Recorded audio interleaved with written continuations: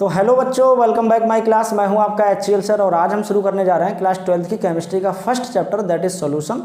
और बच्चों इस चैप्टर के सभी टॉपिक्स को हम बहुत अच्छे से समझेंगे वन बाय वन करके।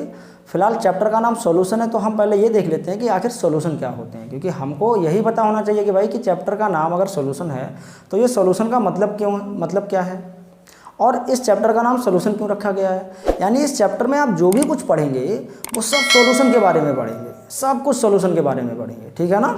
तो हम चलिए पहले ये देख लेते हैं कि सॉल्यूशन क्या होता है।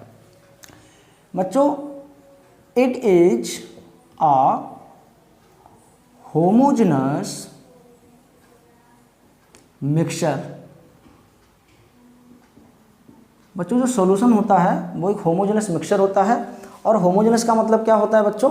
तो होमोजेनस का मतलब कुछ ऐसे समझ लो कि जैसे मान लो आपके पास एक कंटेनर में कोई सॉल्यूशन ले लिया है और सॉल्यूशन मान लो किसका ले लिया है हमने, शुगर प्लस वाटर का सॉल्यूशन। फॉर एग्जांपल खाली मान लिया इसने एक सॉल्यूशन बनाया है इस तरीके से।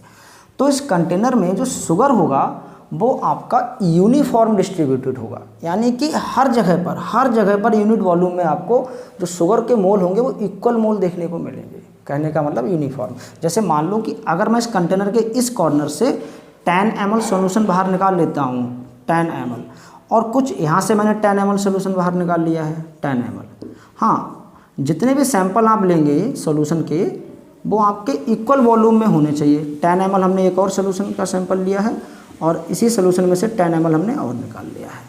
तो अगर इस पहले वाले सैंपल में अगर हम number of mole of solute मतलब शुगर चेक करें कि शुगर के कितने मोल होंगे, तो सपोज दैट कि हमें यहाँ पे 3 मोल शुगर के मिलते हैं, तो सेकंड वाले सैंपल में भी आपको 3 मोल ही मिलेंगे। कितने मिलेंगे? 3 मोल। इसमें भी आपको 3 मोल ही मिलेंगे बच्चों, और इसमें भी 3 मोल ही मिलेंगे। कहने का मतलब ये है कि अगर वो आपका होमोजेनस सॉल्यूशन है तो उसके अंदर जो भी आपने सॉल्यूट लिया होगा, शुगर लिया हो या नमक लिया हो, सॉल्ट या कुछ और लिया हो, वो आपका यूनिफॉर्म डिस्ट्रीब्यूटेड होगा। हर जगह पे उसके इक्वल मोल आपको देखने को मिलेंगे। तो ऐसे मिक्सचर को बोलेंगे होमोजेनस मिक्सचर और इस सॉल्यूशन को बोलेंगे आप होमोजेनस सॉल्यूशन। चलिए, ऑफ 2 और मोर सब्सटेंसेस, ठीक है ना। यानी कि जो भी आप सॉल्यूशन बनाएंगे बच्चों, तो उसके अंदर जो भी आप सब्सटेंस लोगे भाई, तो ऐसा तो है नहीं कि सिंगल सब्सटेंस से आपका सॉल्यूशन बन जाएगा। मिक्सचर का मतलब क्या हुआ कि वहाँ पे भाई 2 सब्सटेंस भी हो सकते हैं या फिर 2 से ज़्यादा भी हो सकते हैं, तभी तो सॉल्यूशन बनेगा। चलिए ठीक है। विच लूज देयर इंडिविजुअल आइडेंटिटी, और जिन सब्सटेंसेस को आप सॉल्यूशन के लिए लोगे वो सब्सटेंसेस अपनी इंडिविजुअल आइडेंटिटी को खो देते हैं। कब? जब उनका सॉल्यूशन बन जाता है। जैसे मान लो हमने यहाँ पर शुगर लिया है और वाटर लिया है, सॉल्यूशन बना दिया है। अब शुगर नहीं रह गया है सॉल्यूशन के अंदर, वाटर नहीं रह गया, यानी सॉल्यूशन के अंदर एक नई प्रॉपर्टी अब आपको देखने को मिलेगी, है ना। तो इसीलिए ये अपनी इंडिविजुअल आइडेंटिटी को लूज कर देते हैं। And can not be separated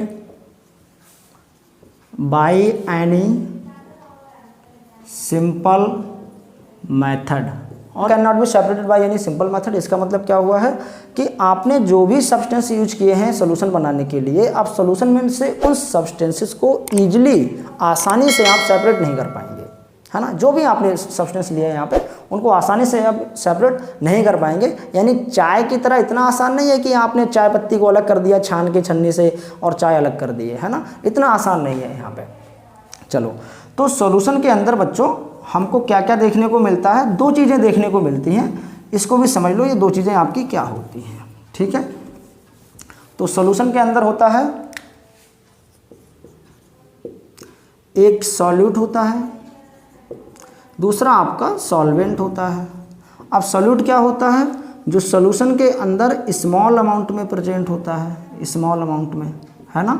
और सॉल्वेंट क्या होता है? जो सॉल्यूशन के अंदर लार्ज अमाउंट में होता है। किसमें? लार्ज अमाउंट में, ठीक है ना।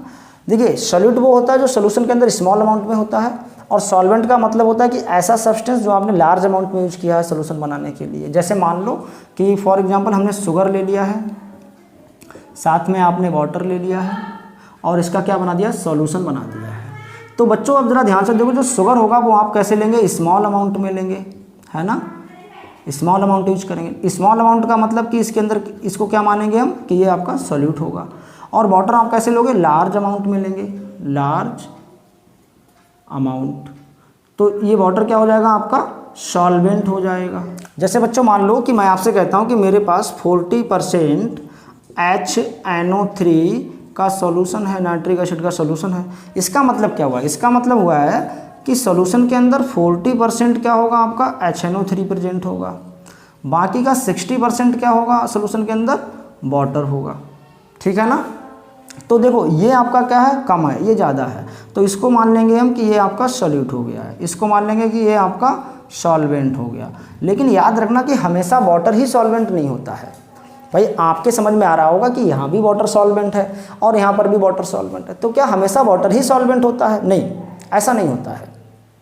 जिस सब्सटेंस को आप लार्ज अमाउंट में लेंगे वो होगा सॉल्वेंट। जैसे मान लो कि मैं आपसे कहता हूँ कि मेरे पास 70% HNO3 का सॉल्यूशन है, इस बार मैंने 70% कर लिया है, तो इसका मतलब क्या हुआ कि सॉल्यूशन के अंदर 70% होगा आपका HNO3 और बाकी का 30% कौन होगा आपका, वाटर होगा।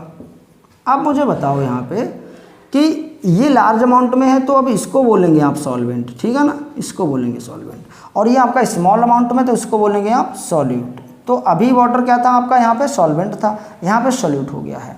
तो हमेशा वाटर सॉल्वेंट नहीं हो सकता है, यानी सॉल्वेंट वो होगा जो सॉल्यूशन के अंदर लार्ज अमाउंट में होगा। समझ में आ रहा है ना, कि जो सॉल्यूशन के अंदर लार्ज अमाउंट में होगा उसको सॉल्वेंट बोलेंगे। तो आई होप कि आपको सॉल्यूशन की डिफिनेशन समझ में आ गई होगी कि सॉल्यूशन क्या होते हैं। तो बच्चों अगर आप चैनल पे नए हैं तो चैनल को सब्सक्राइब करो और साथ में अपने क्लासमेट्स को भी वीडियो शेयर करो ताकि उनको भी ये टॉपिक समझ में आ जाएं।